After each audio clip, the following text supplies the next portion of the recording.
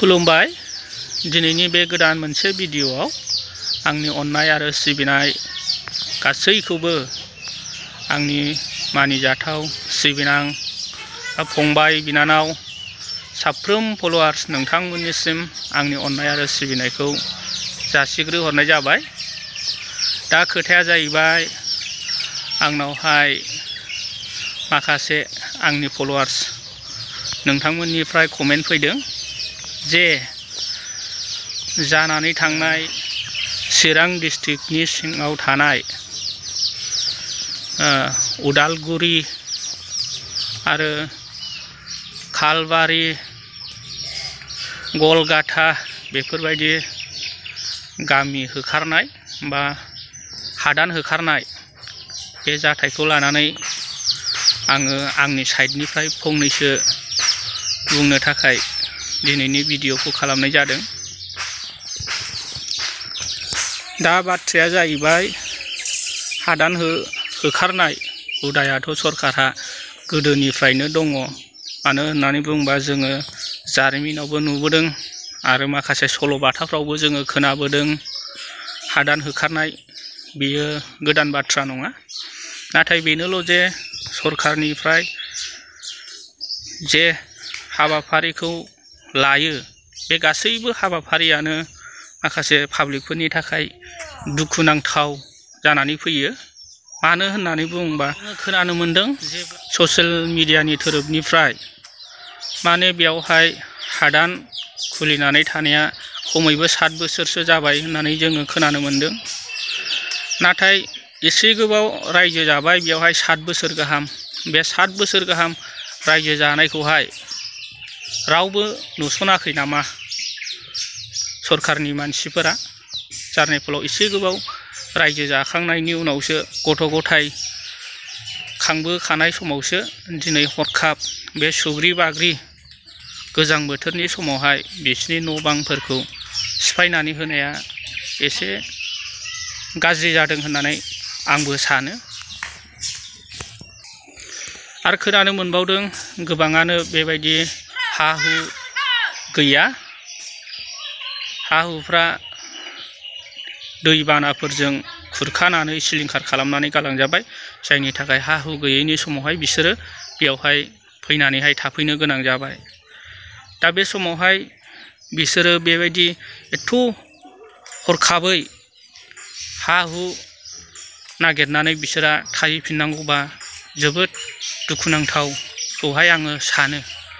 दा सरकारा जुदि बेबायदि होखारो होननानै बुङोब्ला हिसाब मथे बिसोरो बिसोरनि थानायनि थाखाय सुबिदाखौहाय खालामनानै होग्रोबा मोजां जायो। आङो बेखौनो सानो आरो। दा साननानै नायदो बिसोरो न' सिफायजाबाय हिसाबै बेनिफ्राय होखारजाबाय हिसाबै बिसोरो दा बहा थाहैगोन? ना सरकारा बिसोरखौ बबेबा जायगायाव दोनहैगोन ना बिसोरो बेबायदिनो गोदाव सोराव खारलाबायनांगौ? बहा थाहैगोन बिसोरो? बेखौहाय साननो गोनाङा बेनो बिसोरो बर' फिसाफोर हिसाबै बिसोरहा गुबुन जायगा आरो थागिबि गैला। बे बिटिआरखौ नागारनानै बिसोरहा गुबुनाव थांनानै रायजो जाहैनो थाखाय बिसोरहा जेबो मोन्थाय गैया। मानो होननानै बुङोबा बर'फोरनि रायजोआ बे बिटिआरानो। बिटिआरनि सिङाव जिखुनु जा खना खनला जायगायाव बिसोरो थानानै रायजो जानो थाखाय बिसोरहा मोन्थाय दङ। बेखौहाय आं सानो। दा नोंथांमोनहा मा सानो बेखौहाय कमेन्टनि गेजेरजोंहाय फोरमायहरोबा मोजां जायो। आरो बेनो जोंनि बर' फिसाफ्रा बेफोरबायदि जाथायखौ नुनानै इसेबां नार्भास जानो नाङा। मानो होननानै बुङोबा आं सानो बियो गासैबो इसोरनि इस्सा। इसोरा सानोब्ला गासिबो जायो आरो इसोरा गोसो गैयाब्ला गासिबो जाया। मानो होननानै बुङोब्ला जानांगौ बेफोर जाथायफ्रा गासिबो इसोरनिनो इस्सा, इसोरनिनो परिकल्पना। बेखौ साननांगोन। इसोरखौहाय अरायसम गोसोखांनांगोन, इसोरनाव आर'ज खालामनांगोन। जायफ्रा होखारजादों बिसोरल' नङा, जेसेबांनाखि बर' माहारिफोर दं साफ्रोमबो बिसोरनि थाखाय इसोरनावहाय आर'ज खालामनानै हो जाहाथे बिसोरनि सुबिदानि थाखाय थाबैनो इसोरा सानो आरो बिसोरो थाबैनो मोजां राहाखौ मोननो हायो। बिनि थाखाय इसोरनावहाय आर'ज खालामनानै होनाया जों साफ्रोमबो सुबुं माहारिनि दायित्व होननानै आं सानो। लोगोसे जायफ्रा होखारजादों बिसोरबो नार्भास जानो नाङा, बिसोरबो नाजानांगोन। खुनसे नङा खुननै, खुननै नङा खुनथाम सरकारा बेबायदि दायित्व दङ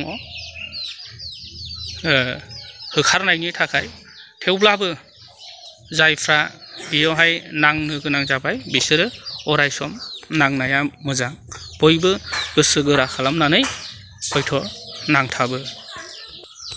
आरो मोनसे बाथ्राया जे सरकारा मोनसे गोदान आयेन खालामदों जायफ्रा उन्दै बैसोनि हिनजावसाखौ हाबा खालामनाय, बे हाबा खालामनाय हौवाफोरखौ लाङै लाङै जेलाव दोनहैदों बा हमदों। बे मोनसे, बेखौबो आङो बुंनो सानदों जे जायफ्रा गोबाव समनिफ्रायनो हाबा जानानै रायजो जाबोबाय बिसोरनि रायजो जानाया दिनैसो हरखाब हौवा दाबसे हिनजाव दाबसे जानांगौबा बा हौवाफ्रा जेलाव थाहैनांगौबा बे संसारा मा जागोन बेखौबो साननो गोनां बाथ्रा जानानै फैबाय। आरो जुदि सरकारा बे दायित्वखौ लामारनो सानदोंब्ला गासैबो गामियावनो गासैबो आसामावनो बेफोरखौहाय मोननो हायो। दा बेफोरखौ गासैखौबो चेकिं खालामोब्ला सरकारा दिनै संसारा मा जागोन जोङो साननानै नाय। दा सोरबा सोरबा रायजो जाबोनानै फिसाफोरानो सानै साथाम जालायलायबाय, थेवबो दिनैहाय उन्दै बैसोआव हाबा लाबाय होननानैहाय हौवाफोरखौहाय हमनानै लांबाय। दा बिसोरनि बेलायावहाय मा जागोन बेखौहाय जोङो साननानै नायनाया गाहाम।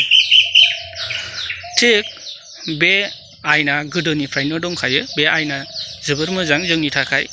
दा जोंनि फंबाय आरो बिनानावफ्रा बैसो जास्लाबा जासेनो मोजां मोननायजों हाबा लानो थाखाय बिमा बिफाजोंहाय हुलुस्थुर जायो, बिमा बिफानि सायावहाय दावराव दावसि खालामो।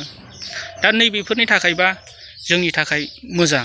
दा बेफोर थांखिखौहाय गोख्रों लानाया सरकारनि थाखाय मोजां होननानै आं सानो। नाथाय जे बोसोरब्रै बोसोरबा 6-7 बोसोर हाबा जाखानाय बा संसार जाखानाय बेफोरखौहाय बेबायदि केलेंकारि खालामनायखौसो आङो दुखु मोनदों। दुखुआ बेनो, मानो होननानै बुङोब्ला बिसोरो संसार सोलिनानै दंखायो, खुनु मथे बिसोरनि रायजो जानाया उसुबिदायाव फैखायाखै। दा नैबेफोर जिनिसखौहाय गाज्रि खालामनानै होनायाव सरकारनि थाखाय एसे दुखुनांथाव।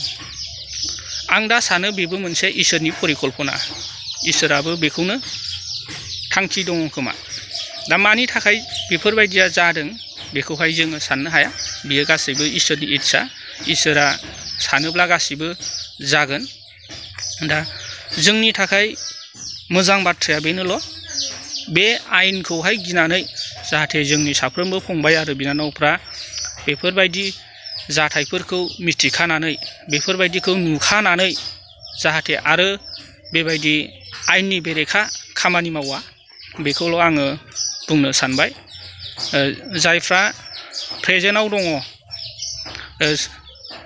15 बोसोर 16 बोसोर 17 बोसोर बा 10 बोसोर, दानि जुगाव 8 बोसोर 7 बोसोरनिफ्रायनो रिलेसनशिप मोजां मोनलायनाय थासै, जाहाथे बेफोरबायदि